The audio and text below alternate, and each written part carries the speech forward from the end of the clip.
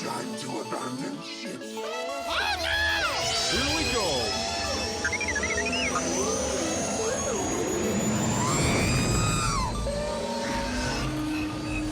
Can I persuade you to join us for a drink? It's a tradition. Here, here. Jar Jar, homie, my main man, quickly.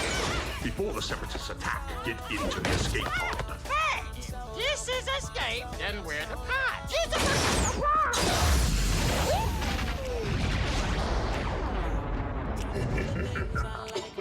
Welcome back to Star Wars Escape Pod and another Ahsoka Aftershow for Part 7, Dreams and Madness. This week we have our co-host Blake joining us, as well as our friends Kirk, Dan, and Kyle. And we are going to dive right into this episode and just give it our Pablo points and poodos, what we thought, what we liked, what we didn't like, making connections and more. You know the rest. So without further ado, let's get into it.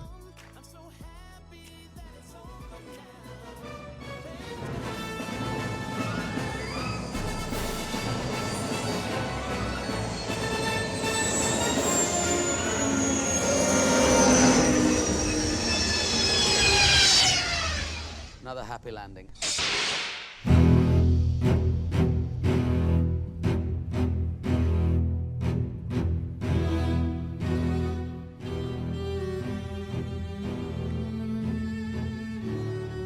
Well, hello there, Blake.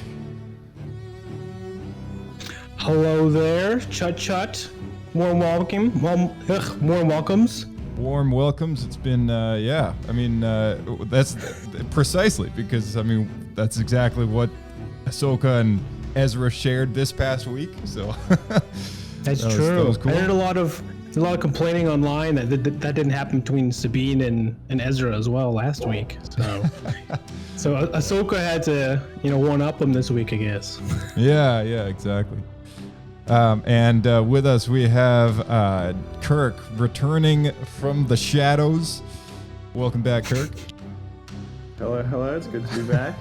Good to have you back, man. And you've been away on a bit of a trip, so what we'll do is we'll keep it episode 7 focused this week, but in 2 weeks time or whatever, we'll do a round table kind of recap of the show, and I really do want to hear your thoughts on like what you thought of it so far, because so far I know Andor's been sort of your pinnacle Star Wars show, and I'm just curious. What? I think so. Is that right? Do I have that right? I'd say Mando and then Andor, but Yeah, okay. This one. Mando and then That's what I was thinking, because you were super gung ho about Andor. Yeah. This one's close, but my thoughts have been embargoed for 1 to 6 next week or 2 weeks from now. Yeah. All right, cool. And Dan, welcome back, man. Hola. Thanks for having me. Oh, thanks for coming on again. Haven't missed a single week of the Ahsoka. I love it. And Kyle, welcome back. Hello there. Thank you.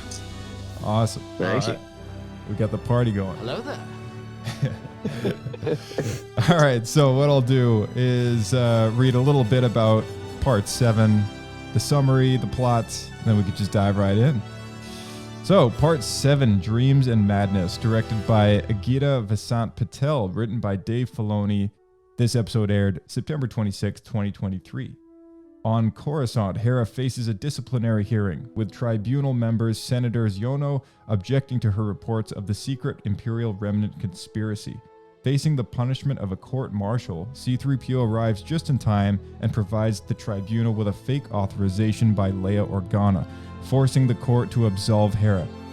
Mon Mothma, however, takes Hera's warning seriously and also has concerns over Thrawn's apparent return. Arriving at Peridia, the Purgles run into an Imperial minefield left by Thrawn's forces and retreat back into hyperspace shortly after deploying Ahsoka's ship. Ahsoka and Hu Yang are attacked by enemy fighters and proceed to hide in the debris field, compelling the Grand Admiral to adopt a more calculated approach. Ahsoka locates Sabine through the Force and heads up to the planet's surface. Ezra Bridger, Sabine Wren, and the No-T are attacked by Shin and the bandits Sabine had previously encountered, and Thrawn's night troopers. Ezra uses his Force abilities and hand-to-hand combat, choosing not to take back his lightsaber while Sabine uses her various weaponry. Ahsoka jumps from the T6 and lands to briefly duel Balin's skull, leaving in a hurry to pursue Ezra and Sabine. Ahsoka's intervention and the dwindling Night Trooper dispatch lead to Thrawn withdrawing his remaining forces and preparing his imminent departure now that the Chimera is loaded with some mystery cargo. Shin Hati is forced to retreat with the Night Troopers after Ahsoka arrives on the battlefront, and Ahsoka, Ezra, Sabine are joyously reunited, and Hu Yang arrives with the ship for their pickup. What an episode. This was curious, seeing it is the second last episode of the season, and pacing wise, I don't know about the rest of you, but I just feel like the story's not even halfway over yet. I agree with that. I think the main thing was missing is it didn't really feel like a cliffhanger before the finale. Right. I mean, it was kind of that with Thrawn, like they're running out of time, but I don't know, the stakes didn't feel as high as they probably should have. Yeah, I kind of had the feeling that, perhaps, I don't know. I mean, I'll get into it. I'll get into it with like the Thrawn kind of winning as a villain sort of thing, because I have something to say about it. But I thought it was pretty good. Just off the top of my head, though, maybe we can start with you, Blake. You know, just what did you think, just off the top of your head? Anything like pop out at you from the whole episode? Yeah. I think we may have just run into that issue of it was a kind of an action episode, so there wasn't as much storytelling. Right. Which is interesting because we're going into a finale, which, well, I guess if it's similar to the Rebels season or show finale, the second last episode was action with no story, and then the last episode was lots of story. Mm-hmm. So maybe this is going to repeat that. As far as the action sequences, I thought they're really cool, though. Yeah. Ahsoka finally using her twin blades against Balin, which I was complaining about the first time. Right. Yeah. Kyle's like, yeah. All right, I'm assuming that's what stuck out to you too, then, hey, Kyle? Oh, heck yeah. Of course, the lightsaber battles are always going to pop out for me. So when she popped out the two of them, I was like, finally, let's see how this goes down. Nice. Awesome. Dan, what popped out to you, man? What did you like about this off the top of your head? It was cool. It was like, it felt like, it was a lot of setting up for the finale. So it was like, I liked seeing C-3PO. I didn't know that was going to happen, so that was a nice, pleasant surprise. Seeing him show up for to get Hera out of trouble. It was nice seeing them mention Leia, even though obviously they can't show her. Right. It's nice to know that she's still out there, and some cool sequences. I like the naughty. They're cool. Mm-hmm. Yeah. Those little turtle aliens. So it was neat seeing something that's akin to the Ewoks, but maybe not as annoying. Yeah, I remember that about you. You just never liked the Ewoks very much. Right? I don't hate Ewoks. Yeah. Wasn't it like when the movie first came out? Wasn't that like a soft spot for you though? No, I loved the Ewoks because I was a kid when I was like maybe 10 when Return of the Jedi came out. So like maybe I'm thinking of somebody else. I thought they were cool. Yeah. When that Ewok show came out on Saturday morning cartoons, I absolutely loved that one too, man. That was I used to watch the cartoon. I'm not a huge fan of the made-for-TV movies just because I really wanted more Star Wars, and what I got was like, you got the first Night Sister. Come on. Wait, does she show up in that? It was a retcon, but yeah, in Battle for Endor, she's not in Caravan of Courage. It's like the witch lady. There's a witch lady. Yeah, so they made her into a Night Sister. Yeah, but it was kind of a post retcon. What's her name? Chanel or something like that. We were just talking about this. Chanel. Yeah, something like that. We were just talking about it with somebody in the general channel in the Discord. Somebody brought it. I think I brought That's right. I brought it up to somebody who's talking about that. Let me just see. Cheryl, is it? Cheryl. Yeah, Cheryl. Is that you, Cheryl? Yeah, Cheryl. Charal.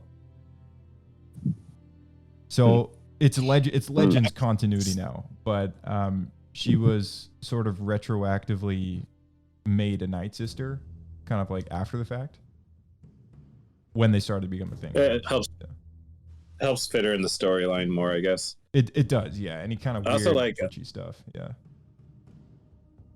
She's the only one that turns into a raven, though. We don't see any other Night Sisters do that. Yeah, that's true. Yeah. True. Also, like anytime they show, any space battles and stuff. So we got some more of that, like them hiding in the graveyard, the bone graveyard, and yeah, that's. It felt a lot like the Solo asteroids to me, which I thought was kind of cool. For sure, hiding, waiting, biding their time. Mm-hmm. Yeah. Like the Solo movie as opposed to Empire. Wow. Okay, yeah, I can see that. Yeah. This episode kicks off with C-3PO, showing up at the tribunal, and Mon Mothma's concerns about Thrawn are kind of made a point of interest here, and it almost to me feels like it's setting the stage for a story that's going to happen later on. Mon Mothma is a character that has experienced Thrawn as an adversary before in the Star Wars Rebels animated TV show, so it's nice to see the connections made there. And with 3PO showing up, kind of being a substitute for Leia Organa, it is kind of like an interesting way to cover up, just sort of the absence of Carrie Fisher. But maybe, I feel like that stood out pretty starkly to me. Yeah. The fact that 3PO was kind of an envoy or whatever. All I could think of was like, oh yeah, Carrie Fisher's dead. Yeah. It's sad for like I thought it was really nice. Yeah. Like if you were to for especially as those older. Yeah. Like if you were to know that Carrie Fisher is gone, right? Then it kind of stands out a bit. But like, would you say, Kirk, like, would you say like it's like a good way to like smooth it over? Yeah, I thought it was quite nice that they handled it that way. It just makes everything feel a bit more connected. Although I felt that what was the senator's name? I've forgotten that disagreed with what Hera did and everything. It was like providing a lot of resistance. I thought his reasoning was just I just thought his reasoning, he was just like written to be a bad guy, and like all of his reasoning just didn't really make like all that much sense. Yeah, it did seem like he's just railroading her for no reason. Yeah, he was like pushing stupid things. Yeah, like he has, obviously because the character has no backstory, so you don't really know what he's trying to push and everything, so he might have other political, intentions. I don't know, maybe Hera, like, got rid of one of his political dreams back in the 80s or something, I don't know. Like, you don't really know, like, why he's pushing back, and I thought that was the, I guess, weaker part of that whole situation, but I thought it was nice that they brought C-3PO in, always, like, a nice cameo, and I think the way it was delivered didn't mean it was just kind of fan service, like, but obviously they couldn't just bring Leia back. Right. Yeah. I'm glad face placement. That's what I was gonna say. I'm glad they didn't bring some person in and then face replace it, because that would have been, I don't know, that would have just been weird for me. I mean, it worked for Luke, but they'd have to dedicate the resources to really pull it off. Yeah. What planet did that take place on? Are they? Because I know the New Republic is supposed to like move from planet to planet. At least that's what it was established in Last Jedi. Coruscant. So is it still on Coruscant? Yeah, but yeah, in the Force Awakens though, like the New Republic, like they blew up those planets in like the first hour of the movie. Yeah. But I don't think they blew up Coruscant. Like I don't think that was a part of it. No, it was a Coruscant knockoff planet called something Prime. Hosnian. Yeah. That's the one. Hosnian Prime. Hosnian Prime. Yeah. Optimus Prime, I think. I liked 3PO showing up. I thought it was a nice kind of tribute, I guess, to her existing presence still within the politics of the New Republic. It is odd to not have her present at a meeting like that. So it was nice that they had an in-story reason to have 3PO present as almost like an ambassador for her. I thought that was fairly appropriate. And Yeah, if she's busy, it does make sense. It just, as I guess, as a fan, it feels a little weird, but in the political side of what's going on, it would make sense. Yeah, especially because I'm not sure when the split happens, but by the time we meet Leia in Force Awakens, there's that like they've basically decommissioned the military. So and she's gone on as this like rogue, whatever legion defending the New Republic. So at some point, there's going to be a split of when they try to demilitarize. So we might be seeing kind of the starting of that. Yeah, exactly. It almost makes me feel like what on earth happened between, I guess, now versus like when the Force Awakens occurs, because like the Republic obviously was demilitarized, but then there's like a resistance that's coming up. So the resistance exists, and the Republic and the First Order. Yes. So it just. But I also have a slight feeling that they're trying to just maybe forget about what was set up, but I don't know. Well, I will admit, even just to name the resistance when you're fighting for the side that's in power doesn't make sense. You should be like... Yeah, totally. They're sort of the like protectorate or something. They're sort of looked down upon. Like they're looked down upon by the New Republic. You know, the resistance later. Because they're sort of not. But what are they resisting? Well, they're resisting. They're resisting the growing threat of the First Order, which the New Republic refuses to believe is a growing threat. They're resisting the First Order, who is resisting the Republic. Yeah. Well put, Kirk. All right, moving on. There's a minefield which the Purrgil come out of hyperspace to, and it's cool and interesting of a booby trap. Although I saw a lot of like blank spots there where the ship could have just flown through without any difficulty. But I up. It just looked like a giant grid, right? It's like, it's like there's no, like, it's not like randomized as far as like where these mines are placed. It was just like a giant grid field. So I was like, I think that's why they track though. They like chase after you. Oh yeah, I guess so. Yeah. All right. Well, that pops my theory on that. I'm assuming these were probably deployed by the Eye of Sion, because how else would they get them up there? Just throwing it out there. I was like, maybe the giant hyperspace ring had them already prepped and ready to go. I thought it was kind of like, all right, cool. I guess they hugely weaponized this thing too. Well, I would argue. Resources. Well, I was going to say, especially on the limited resources that Thrawn had, his ship was all beat up and everything. That being said, I personally think it was from Thrawn's side, because he had the technical layout of it all on the Star Destroyer. I don't even think they were in the Star Destroyer. I think they were in the temple still that the Star Destroyer parks on, and they had kind of brought out equipment from because that is an interesting point to make, because I was thinking about it too when that hologram with Captain Enoch comes in, and it has the same shimmering effect as it did on the Eye of Sion.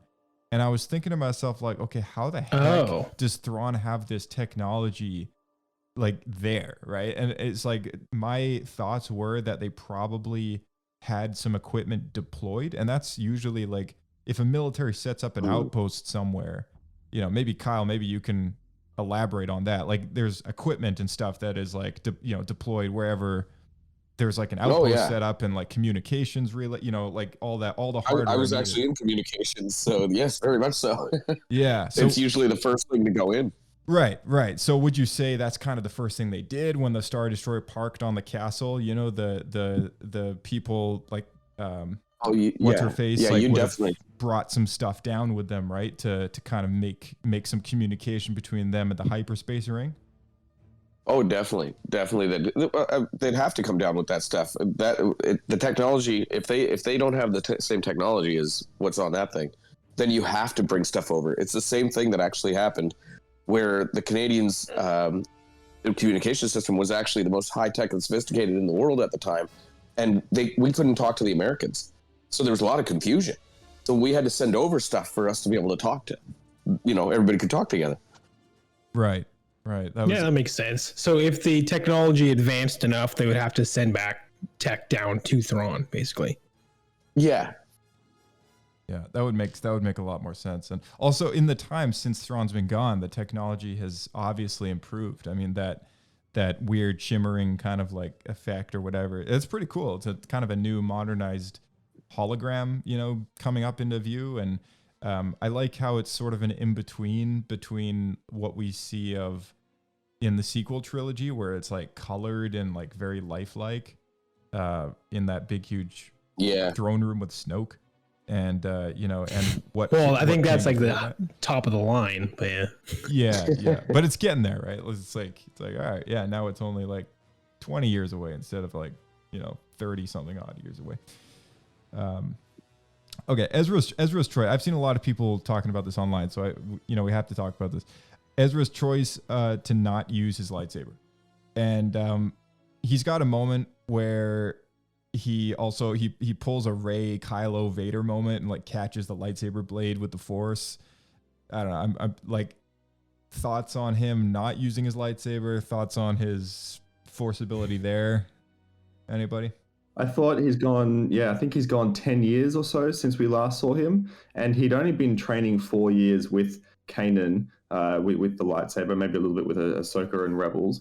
But I thought it was pretty, it made a bit of sense that he's been really close and had a lot of mindfulness time to study the Force and everything. So I feel like if he hasn't picked up a weapon like that in 10 years or so, then it does make a bit of sense that he would just would want to use the Force during that time. And also, like, he was using the blasters that he picked up a lot as well, which is something that he was very familiar with in Rebels too. So for me, I guess it clicked. But I can understand why people were like, why didn't he just pick up the lightsaber? But I feel like we'll eventually see him use one. But it's been 10 or so years since he's held one. Mm-hmm. Yeah, that was my thoughts too, Kirk. He'd be really clunky with it if he tried to use it now without any practice. We didn't see any Boken sticks on his trailer van either. So chances are he's just been practicing Force Kung Fu since then. It kind of reminded me... Force Kung Fu. That's what it was. That's a great term. When he was holding the lightsaber back, it kind of reminded me of when Kanan was holding back the explosion just before he died. Like, if he can hold back a giant explosion from the fuel depot, what's a lightsaber? Yeah. No, it's like I liked the catch. I've noticed it's more of like a choreography. Unintended. I just noticed the choreography felt similar to that of the Kenobi show. Vader does the same thing, as well as in The Rise of Skywalker. We see Rey and Kylo Ren do the exact same thing like multiple times. So it felt very, I guess, symmetrical. Obi-Wan does it too, doesn't he? In the Obi-Wan show? Yeah, I'm trying to remember. I swear I've seen Obi-Wan do that before. Maybe. It has not been a thing at all in any of the George Lucas Star Wars movies. I will say that. So yeah. Was it in? Just poking to see if anyone has any mixed thoughts. Up. Yeah. The effect was cool though. You could see like the indents on the blade as to where he was using the Force on it. So it was pretty sweet. As far as his do people feel that like do people feel like the catching part was like it shouldn't be an ability or it shouldn't work? Or is that like what the potential problem is? Well, people are talking about? The problem that most people I saw had with just the whole thing was that he chose not to use his lightsaber. And I don't think it's less of a problem, I think, with the lightsaber like Force catching thing, because that's happened a few times now. But it was more of like, oh, why is Ezra choosing not to use his lightsaber in a moment where clearly he needs it? And I think, I mean, this is a really bad analogy, but like, because I spent like a month away from my computer, right? Because I just came back from holidays. Okay. When I sat down to jump on my computer again, like I've forgotten half of the stuff that like where things are on my computer. So if I hadn't been using a lightsaber for 10 years, I'd be a little bit more comfortable with, my as Blake said it, my Force Kung Fu instead. Just brute force. That's just me. Yeah, exactly. Oh man, where's my calculator on the computer? You know what? I'll just do it in my exactly. head. I think as far as I'm concerned, there was a moment in Rebels where Kanan is talking to Bendu, and he sends Ezra into the cave or whatever to go get the Sith holocron that Bendu hid in there for Kanan, and he wants to bring his lightsaber, but Kanan says no, you don't. You know, you can't bring it with you. Like, we're leaving it here. And then Bendu kind of questions like why, and Kanan says to him because he's got to learn to solve problems without it. And I sort of remembered that when I watched this scene, and I thought back to that moment. I was like, oh, maybe there's some sort of character moment here going on. Maybe there's a lesson that he's learned as far as surviving without one, you know, for the last 10 years. Like you said, Kirk, like maybe there's something more to it. Maybe he's like, yeah, absolutely, thinking back to his teachings with Kanan, and, you know, really realizing like, oh, I can solve problems without a lightsaber at my side. You know, like what it means to be a Jedi doesn't necessarily need to rely on a lightsaber, you know. But ironically enough, this is something that is not as present with Sabine's Jedi training, which all we've seen with her Jedi training is so far from Ahsoka is lightsaber training. Yeah, I think like it even goes back all the way to Empire. Like when Luke was entering the cave, Yoda tells him he doesn't need it right now. And although this is a bit of a different situation, like he's directly in combat, I think we get caught up into thinking, or some people get caught up into thinking that Star Wars is just about the lightsaber battles. So I think there's a bit more of a thing behind it, that it's not important to have to use it all the time. And with Sabine and Ahsoka, I feel because Sabine is a lot less connected with the Force compared to Ezra and some of the other Force-sensitive users throughout the galaxy, and she's a Mandalorian as well. So as Mando said, like, you know, war is their religion, or weapons are my religion, I think he said. I feel like she's always in more of a need and always more relies on having to pick up a lightsaber, even though she's nowhere near as efficient or proficient with it. Right. Yeah. Well, weapons are part of her religion, so I can see that's why they're pushing that side onto her first. But she's definitely going to, at some point, be able to move that goddamn cup, like we all try to do. Sitting at the table going, I can do this. Yeah. Well, she's going to be able to do it, I believe, at some point. So I do think the Force is going to, you know, flow through her. I think it's just going to be, how are they going to kind of bring that out? But, of course, being Mandalorian, she's going to go with the weapon side first. Right. Dan, you got any thoughts on that? No. I'm just curious what do we know what the cargo is that Thrawn's loading onto his Star Destroyer? No, we don't. It's a mystery cargo of some sort. So I don't. There's got to be space mines, right? I think it must be some sort of material that they're It seems important. Up. It does. It does seem important. I can't imagine exactly what it is though. Like it's probably just a setup for a later storyline. But I was gonna throw it out there to the room. Do we know from the old Legends, Heir to the Empire trilogy, whether or not Thrawn had any sort of like material that he was collecting or used for any particular purpose? I don't know. Maybe Blake's the only one who read it. I've read them, but it's been a while. I don't remember. Which book? The Heir to the Empire trilogy. Oh. He doesn't do anything like that, like as far as like collecting stuff. The main thing he's after in those novels is to go after the Katana fleet, which is like a kind of almost a think of it as a fleet of Star Destroyers that are all connected in a way that you could control one and the rest would all mirror it. So basically what we see in Rise of Skywalker at the end. Gotcha. Okay. So basically the answer is no then. Like we don't know what he's up to. No, this is all new. I have no idea. It could be a bunch of green milk from Uktu. Yeah. Could be that. Oh man. Oh snap. Yeah. Okay. Here's another divisive thing at the moment. I didn't really have a huge problem with it, but I can see why people might. Is the brightness of Ezra's eyes. There's some people complaining online about it. Bright. Yeah, they're blue as hell. So are Hera's, though. I'd say both of them are probably too bright. Yeah, and Ahsoka wears contact lenses as well.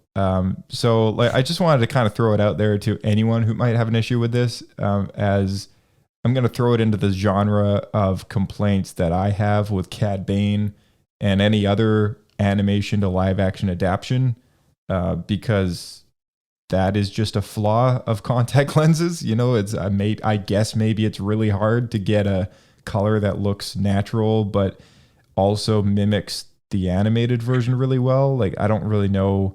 I would have been happy with just a dark blue because it doesn't need to look exactly like the animation version. But in the animation version, like if you look at any picture of Ezra, his eyes are really blue, like, but it is animated, right? So it kind of plays up a little differently. It doesn't look out of place in the animated show. That's the thing. Right. Yeah. Yeah. Everything's kind of brightly colored in animated form. So it sort of doesn't pop as much, but in live action, it's not natural for someone with black hair to have blue eyes. So I can see it being a weird looking look, but they do look like contact lenses. Like when you look at him, it's just like, okay, yeah, that dude is wearing contact lenses. Like, yeah. Every time he looks surprised, you can really tell. Yeah. It's good. One falls out.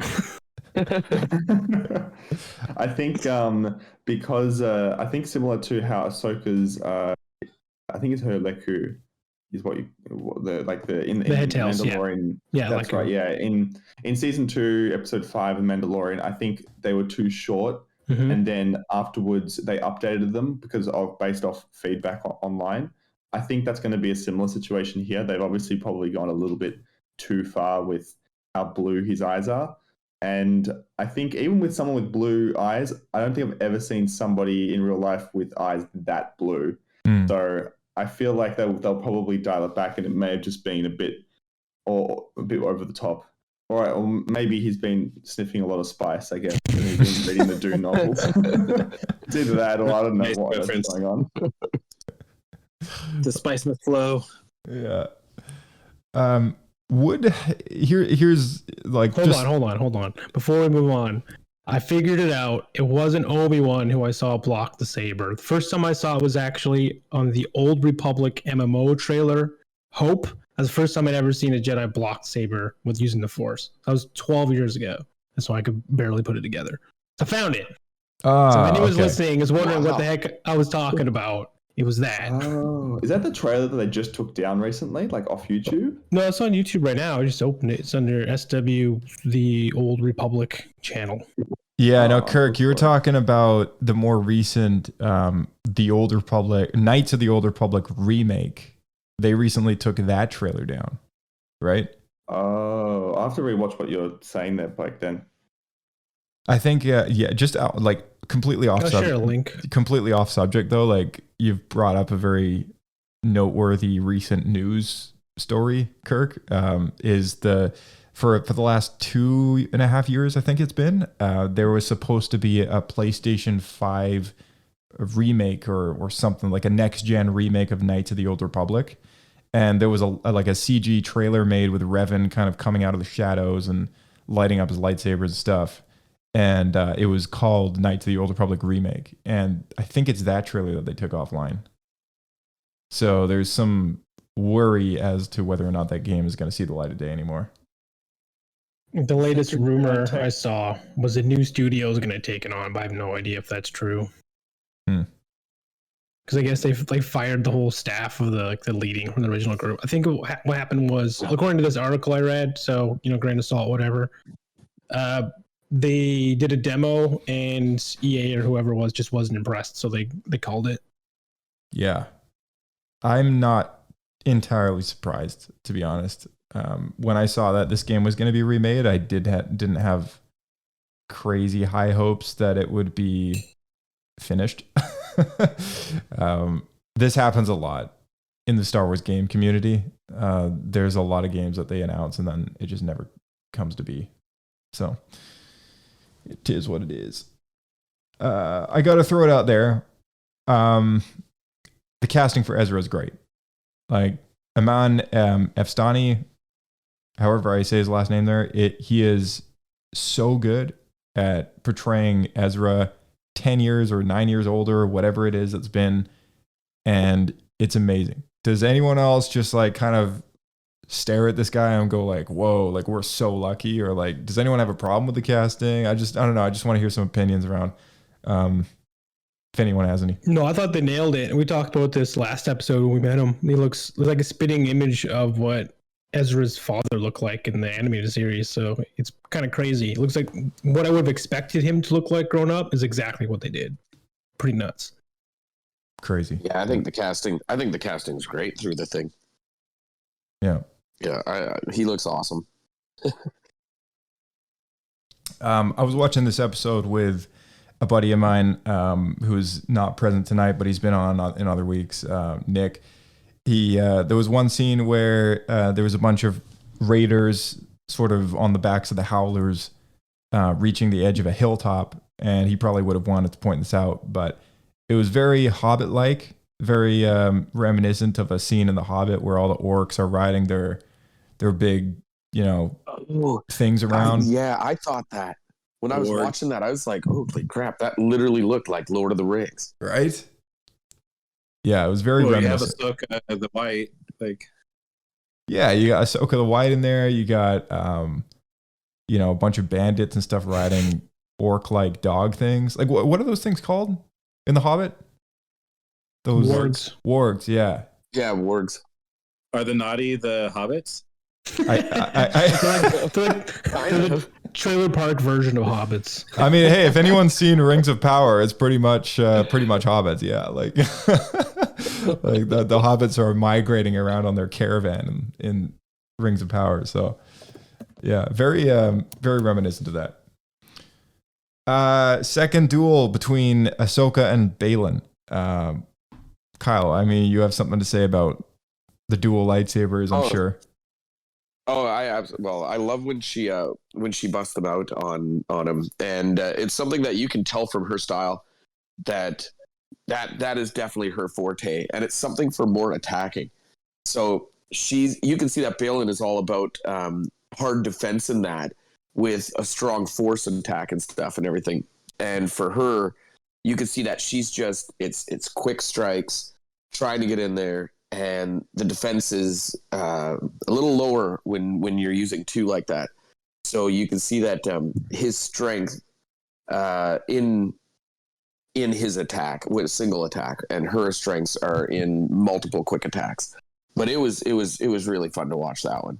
Yeah, as you know, of course, the lightsabers.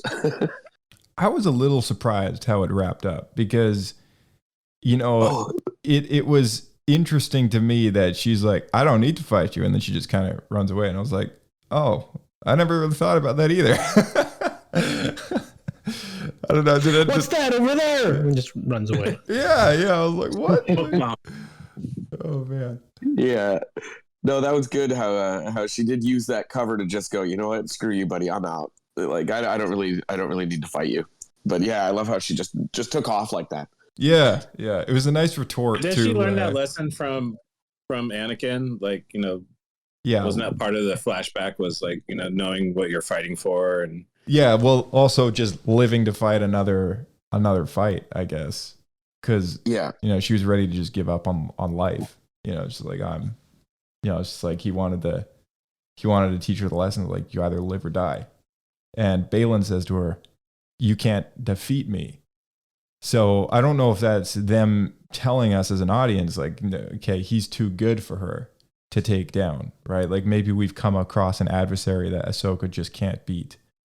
And maybe that's their way of saying, like, if she continues with this fight, she could die. So her retort to that is, well, I don't need to fight you.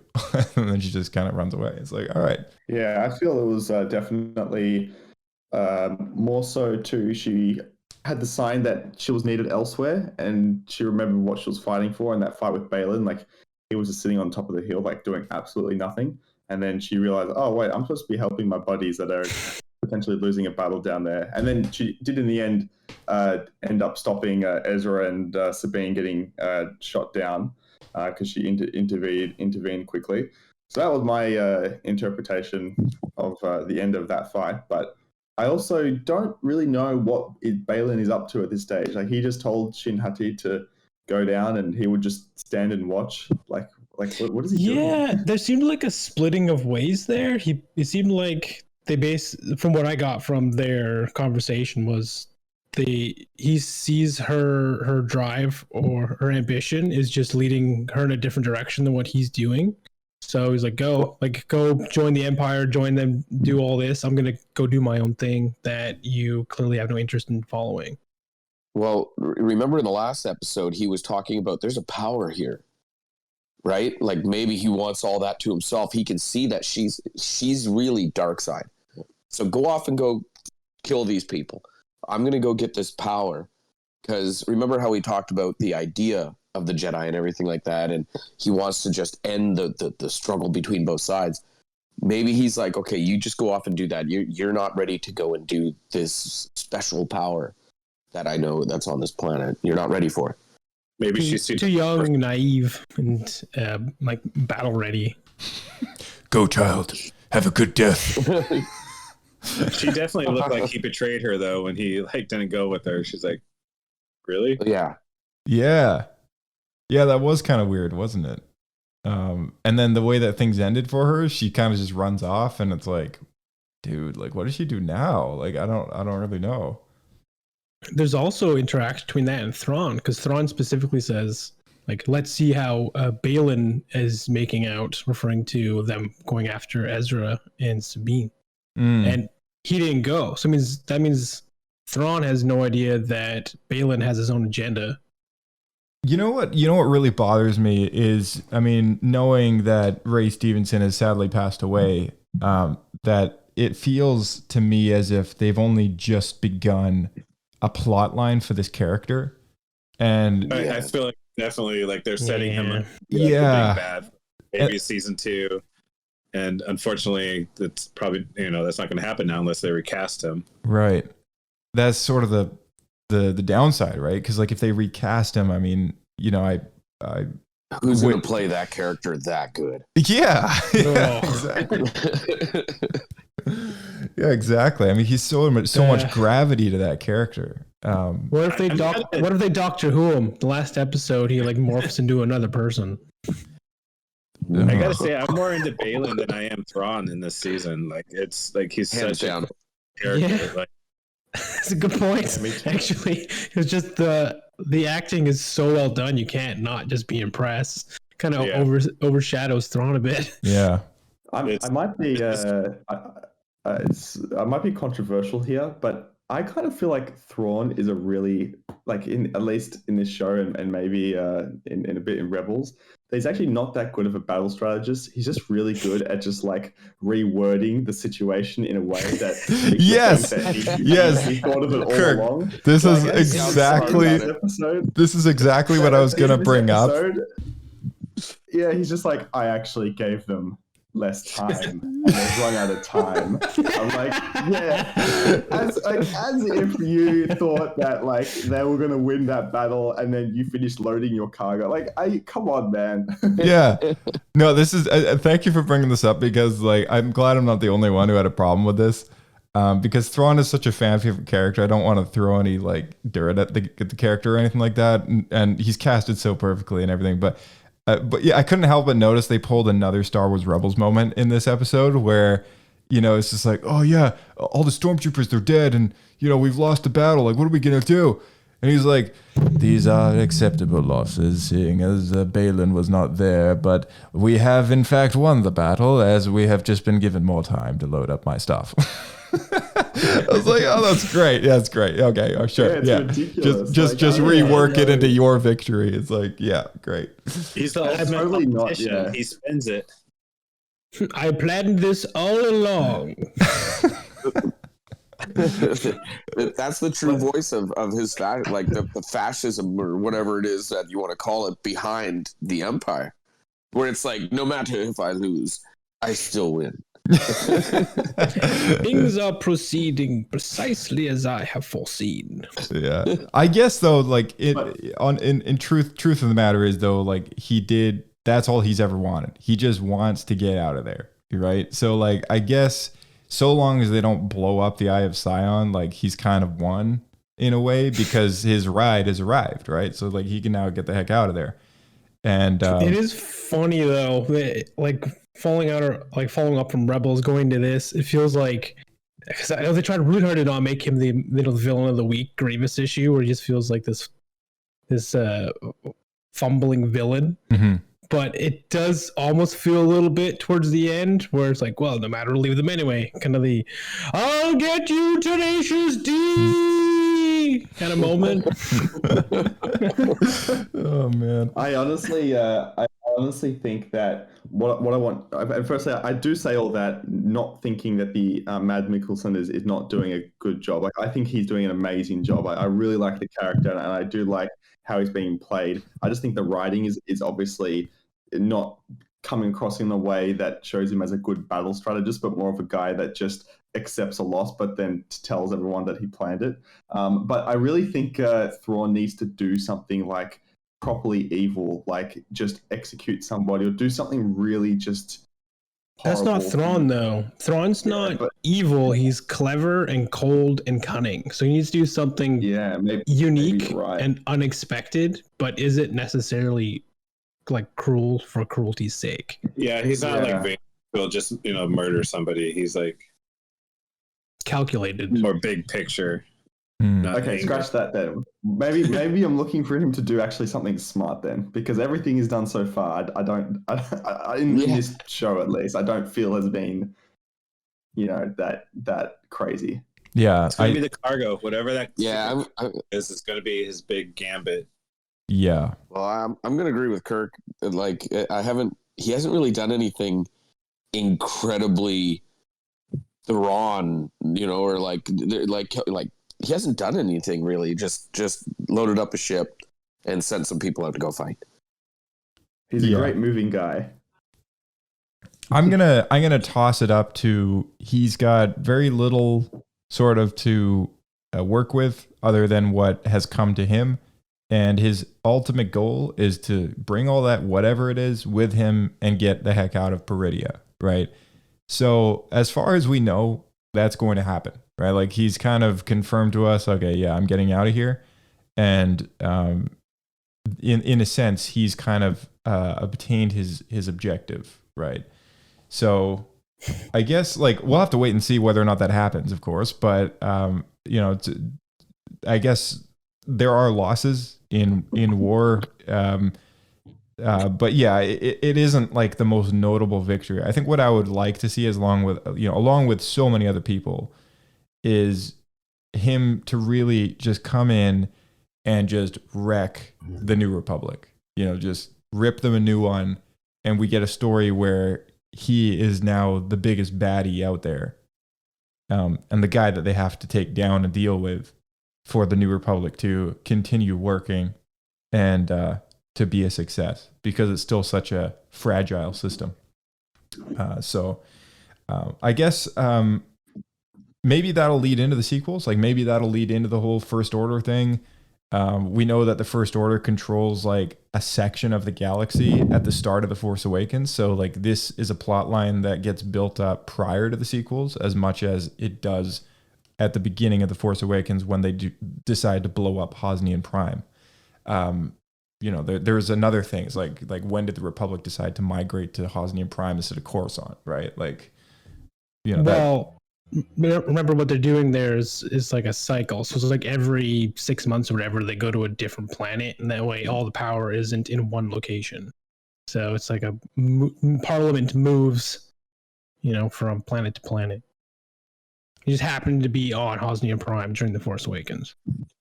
They do that? Mm-hmm. Oh. That was their explanation to why it's not Coruscant. I don't remember that. I thought it was just they'd moved there. Yeah. Maybe Blake, you're onto something, because maybe Thrawn's gonna like come back to the main galaxy and then propose to everyone his new moving services, because he's got all those ships loaded up and stuff. Yeah. I don't know. There's got to be something bigger going on here. If Thrawn comes back and meets up with Commander Hux somehow, because remember he was part of that council from the Mandalorian. So if he comes back and meets up with Commander Hux, that could be a way that Hux now gets to become General Hux in the prequels. Yeah, well, his that's his son in the sequels. What we see with what's his face, Armitage, is it Armitage Hux, who's like the one that we see in the I'm the spy, like that guy. That's his dad. Yeah. That's his dad in the Mandalorian. That's his dad. Yeah, actually, I'm gonna play a little clip actually from Mandalorian season 3 episode 7, and I thought it was quite relevant to like kind of perhaps us speculating about the future politics of all this stuff. And we can just take a quick listen. Before you do that, I have the exact quote here from Wikipedia of why it's on Hosnian Prime. Oh yeah. So before we change too far of a topic, so it says, following the Battle of Endor, Chandrila became the capital of the New Republic, a nascent government that was created from the Rebel Alliance to gain support of defected worlds and prevent the friction occurred under the Old Republic and the Empire. The New Republic chose not to base its government on Coruscant. Instead, member worlds would host capital and galactic senate on a rotational basis through elections. About 30 years after the Battle of Endor, Hosnian Prime was the capital of the New Republic until it was destroyed by the First Order Circular Base. Interesting. So they were based there. So I think it had to be at that point. So it says instead, member worlds would host capital and galactic senate on a rotational basis through elections. So I think they have an election of which planet it should go to, and then it'll go there. And then rotate is my understanding. So it'll go there every wherever they vote for it to go to is where it'll go. And I think like it'll however often they have elections, it'll rotate to different planets. Yeah. Oh, okay. All right. Interesting. And there's a reason why they had to do that. I'm reading right now. According to Lucasfilm Story Group member Pablo Hidalgo, representatives from Lucasfilm were reticent to the idea since Coruscant was planned to appear in other projects besides Force Awakens. As a compromise, Hosnian Prime was created to fill the role of the New Republic capital. I think they should have just did it. It would have been so cool if they blew up Coruscant. Basically, Lucasfilm was like, no, you can't destroy that. We have other plans for it. Yeah, that sounds about right. Man, that's such an insult. J.J. Abrams' first thing he wants to do is blow up all the prequel planets. Like, screw that guy, man. From the prequels, let's blow it up. Yeah. You know the planet that they always go to in the Phantom Menace. Let's just kill it. Kill it, everyone. Kill all of them. Yeah. What do you think Jar Jar's bones would look like? Let's put him there. It's like, imagine the Force Awakens just like opens instead of that scene, like he destroys Naboo, he destroys he destroys Coruscant, he destroys what's the factory, the droid factory and everything. Geonosis. Yeah, he destroys Geonosis, like every single. He'll blow up Mos Espa, but not Mos Eisley. You have like a episode 6 kind of montage of all the planets celebrating like their independence from the Empire, and then you see like, oh, we so free, and then just like boom, just blows up the planet, big red laser. Like, with a bunch of like lens flares and everything. It goes chaotic. Oh jeez, yeah, the lens flares, yeah. Oh man. Okay. I gotta bring this up because just before I play this clip, is Ahsoka and Ezra are reunited. I didn't catch a glimpse I didn't catch an instance of where Ahsoka referenced her promise to find Ezra back in Rebels, but I really hope they do bring it up at some point because that's something that she did promise. So yeah, it was cool to see them together again, and I'm sure everyone got warm feelings when they had a shared reunion there. But yeah, let me play this clip here, and then we can do some speculating. So this is from the beginning of season 3, episode 7, chapter 23 of The Mandalorian. It's an episode called "The Spies," and Moff Gideon walks into his secret council room on Mandalore, where he is hosting or part of a group of Imperial remnant officers and Moffs, which call themselves the Shadow Council. So let's take a listen. The New Republic is vulnerable, but we must be cautious. but show no sign of our true strength. Easy for you to say, Captain. There's a fortune to be had, plundering the hyperspace lanes. Commander, your hit-and-run operations are gaining too much notice. If we are perceived as anything other than a group of unorganized remnant warlords, the New Republic will increase their efforts to hunt us down. There are citizens loyal to the Empire on every planet in this galaxy. They're already getting sick of this New Republic and its rules and regulations. And if we give them a show of strength, they will rally behind us. Yes. But that strength must not be wasted. The Grand Admiral Thrawn's return will herald in the reemergence of our military and provide Commandant Hux enough time to deliver on Project Necromancer. Captain Pelion, you always speak with much authority. And yet I see, once again, that Grand Admiral Thrawn is missing from your delegation. Any word on when he will be able to participate in the Shadow Council? With respect, our one hope for success relies upon the secrecy of his return. Captain, secrets are my stock in trade. I hear whispers from one end of the galaxy to another, and never a word of Thrawn. You have spoken of his imminent return. Perhaps it's time we look to new leadership. Hear, hear. Project Necromancer is in place for that.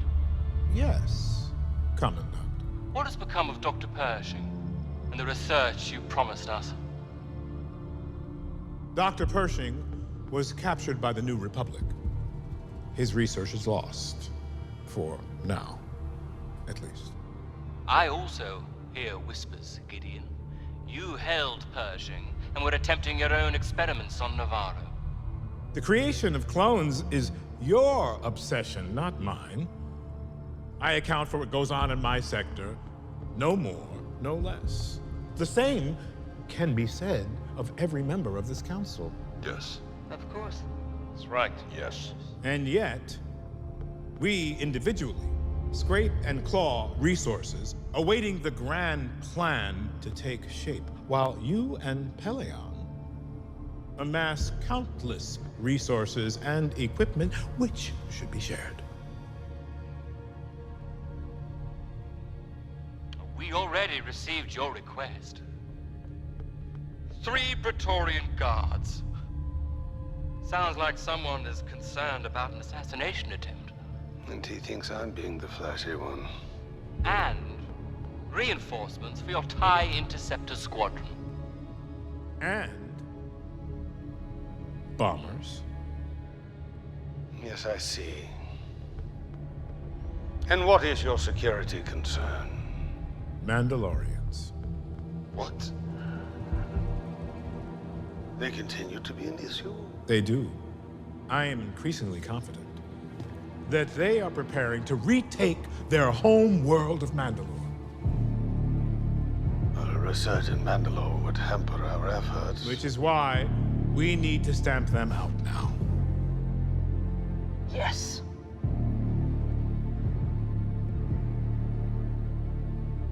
You'll have your reinforcements. And your guard. We shall be rid of the Mandalorians once and for all. Long live the Empire! Long live the Empire!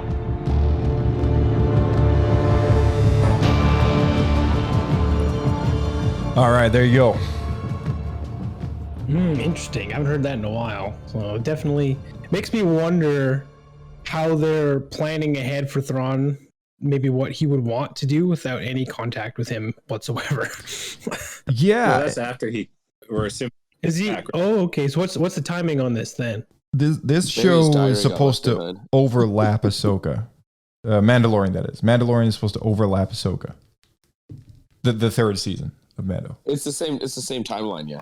Yeah. Same year.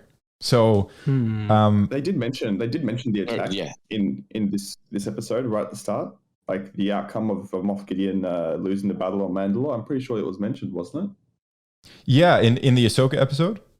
Yes. So yeah, this episode right at the start, Carson Teva I think mentioned the attack on Mandalore. Yes, yeah. So by the time this this episode rolls around, I guess this is kind of more recent news, within the last couple of weeks or months or something like that Moff Gideon's downfall has kind of occurred.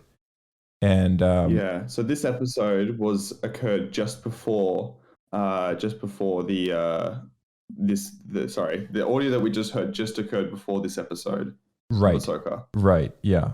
And what's interesting to me is Commandant Hux and Pelion, Admiral Pelion, who is a notable character from the Legends continuity, made its way into canon. And both of those are characters that we have sort of come to an understanding through the Aftermath trilogy of novels, as well as Phasma, the book. They are very trusted, high up ranking people within the First Order. And that's part of the reason why like his son, Armitage Hux, I believe it is his name, is kind of a prominent character in the sequels, because he's got the power in the family name. But these two characters right off the bat, 20 years prior to those films, are in such a position of secrecy compared to the rest of, because they're the ones amassing resources. And it's interesting to me that like Moff Gideon kind of points that out. He's like, we're all scraping for scraps around here. Like, how come you guys get all the stuff? Like, how come, so I was like, I was thinking to myself, like, well, maybe like they're also the two that are kind of big believers in the grand plan and that Thrawn is going to come back, right? So, like, and it's worth mentioning that Captain Pelion was actually from the original Thrawn trilogy novels and was Thrawn's right-hand man. Yeah, so like, I wonder if maybe, even though Moff Gideon's like, secrets are my stock in trade, if Thrawn was coming back, I'd know about it, right? I think they're keeping it from him for a reason. Like, they kind of know that he's sort of a power-hungry guy, and that he's probably not a trustworthy person to have that sort of information. So there's a good sort of secrecy kind of building up around this whole, is Thrawn coming back? And all the way to the New Republic, where a lot of the senators on that council are like, that's just like a friggin' rumor, like there's no way that's happening. Really, he's gone, right? So it's cool how they've sort of built this up as like those who believe it could be part of like a conspiracy theory, but the ones who are actually behind it are like, there's very, very few people who know that this is the likelihood of the, a reality. And there's a good chance that Captain Pelion and Hux are both in league and in communication with Morgan Elsbeth, and probably also responsible for mass amounting resources, in part for the project that they have been building, which is Eye of Sion, to bring Thrawn back. Anyone have any thoughts on that, or? Well, I can see that being something that could take place, because where did she get? She's like, what, the last Night Sister? How did she get all of that money? How did she get power in that town? How did she get where she got without having at least some sort of help from the Empire? And maybe the Empire, those people there that are instructing her, maybe she is kind of under their command in a sense, like, I'm gonna go find Thrawn for you guys. Oh, sorry, that's my cat. Is that Ahsoka I hear? It's a lost cat. Ahsoka. There we go. Yeah, it's interesting because I'm curious where those original ties lie, because they must be quite tight in the fact that in Mandalorian, I believe it's season 2, Ahsoka goes after her directly to find out information about Thrawn. So those ties must go back quite a ways. Right. Yeah, they must. They must. we don't have a story that brings Morgan and Thrawn together yet, but perhaps that's just something that they're kind of insinuating, that she's sort of been a part of this trusted small group of people, of Thrawn's allies, that is, from the beginning, including Hux and Pelion. Because she talks about getting information from her dreams, right? From the Night Sisters. Yeah, that's how she kind of finds Thrawn, I guess. So is it so basically what I'm wondering is there stuff that happened prior to that, or if it started with her getting these dreams, and then if so, how did Ahsoka find out about it in the first place? Well, she's always been an ally of Thrawn's, right? Like they kind of made a point of saying that at one point in the show, but I think what's come to Ahsoka's attention is that if Thrawn's alive, Ezra's probably still alive too, right? So her kind of going on this journey to both save Ezra and also prevent Thrawn from coming back is just kind of the natural course of events. I mean, that comes out of even the theory that Thrawn is alive. It's for her, it's also a personal journey for her and Sabine to find Ezra again as well. Let's do some Pablo points and poodos.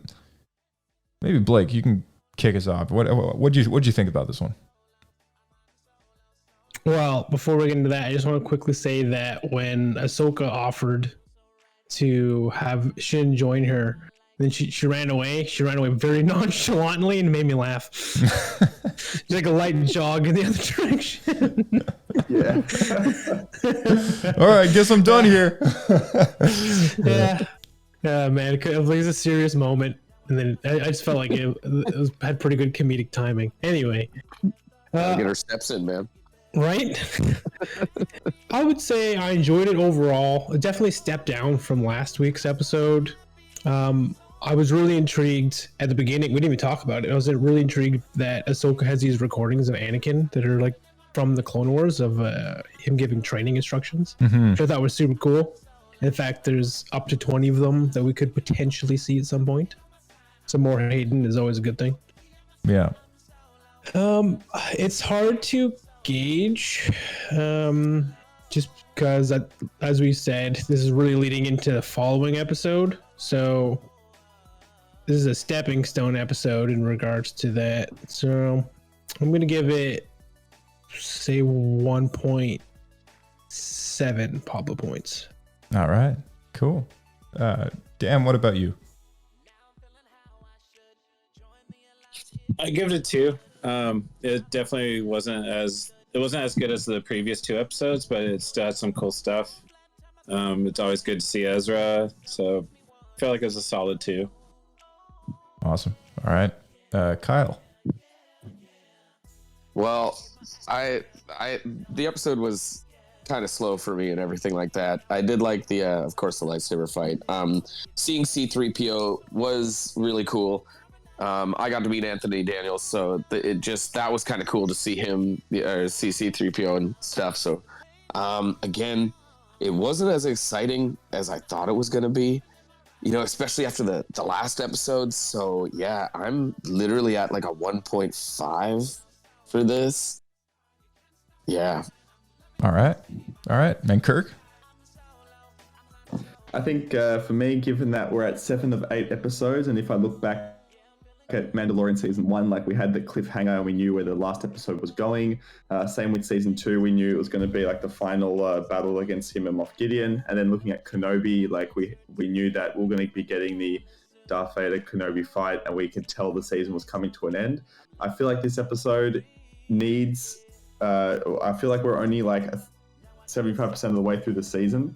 And because of that, because I feel like we're not really building to something big to happen in the last episode, I'll probably give it similar to Kyle. I'll give it 1.5 Pablo points out of 3. I think that's really it.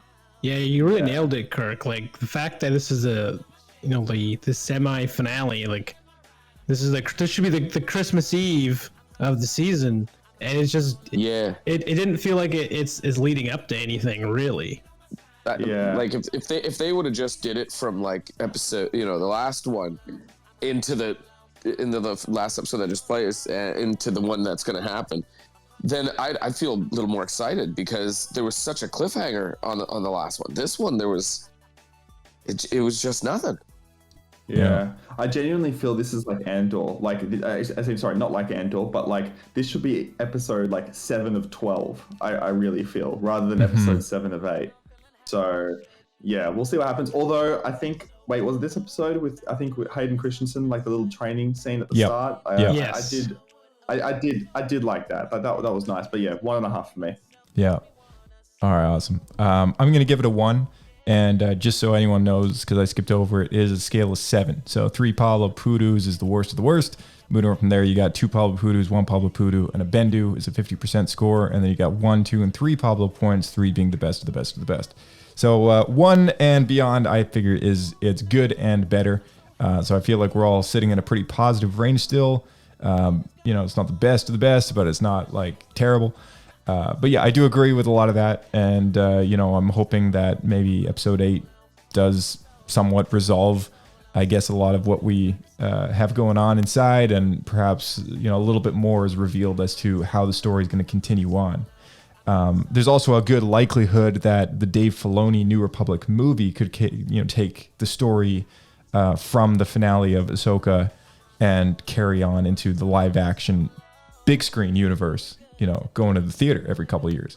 So, there's something to think about as well. As far as my thoughts on the training sequence, I loved it. I know we forgot to talk about it, but I loved Anakin's little quip at, practice these forms often, at least more than I do, because in Attack of the Clones, Obi-Wan kind of says to him, like, if you practice your lightsaber forms as much as you fly or whatever, you'd rival Master Yoda as a swordsman. And, he like has a little thing where he says, throws Anakin under the bus for not practicing his forms very much. So I thought it was a smart little callback to that. But yeah, my thoughts on it are a 1 Pablo point, which it's good. It's all right. All right. Well, that being said, we only have 1 more week until Ahsoka's done, and then we're going to do a roundtable discussion for the series overview, which might be just like a great way to kind of get a variety of opinions going on. So if anyone listening out there is curious on sending in a voice memo or whatever, feel free to do that. Send it to our email, swescapepodcast@gmail.com. You can find it in the description below. And I guess that being said, Kyle, Kirk, Dan, thank you so much for coming on. And you're very welcome. Oh yeah, and Blake, we will catch you in the next one as well. Thank you for co-hosting. Yeah, it's good to be here. We'll see you out there. Keep flying. Time to abandon ship. All right. Thanks so much for listening, guys. And if you could throw us down a 5-star review, that'd be absolutely awesome. Helps us out a lot. It helps us with the algorithm that people can find the show. And as you know, it's completely ad-free and unmonetized and all that stuff. So we just do this because we love Star Wars. And we'd love to get your feedback on how you were entertained. But as far as the following weeks go, make sure you keep tuning in for more Ahsoka chats, and we will come up with some more good stuff in the future. We've got a book review going on for Rise of the Red Blade for Inquisitor coming up as well, so we're gonna have that happen too, and so many other things. So thanks so much to all our participants this week. And we look forward to hearing from all of you who may potentially send in a voicemail. So go follow us at the socials below. Go check out ALKY Sabers and Orbit Key. So many other links down in the description. And we'll catch you in the next one. May the Force be with you.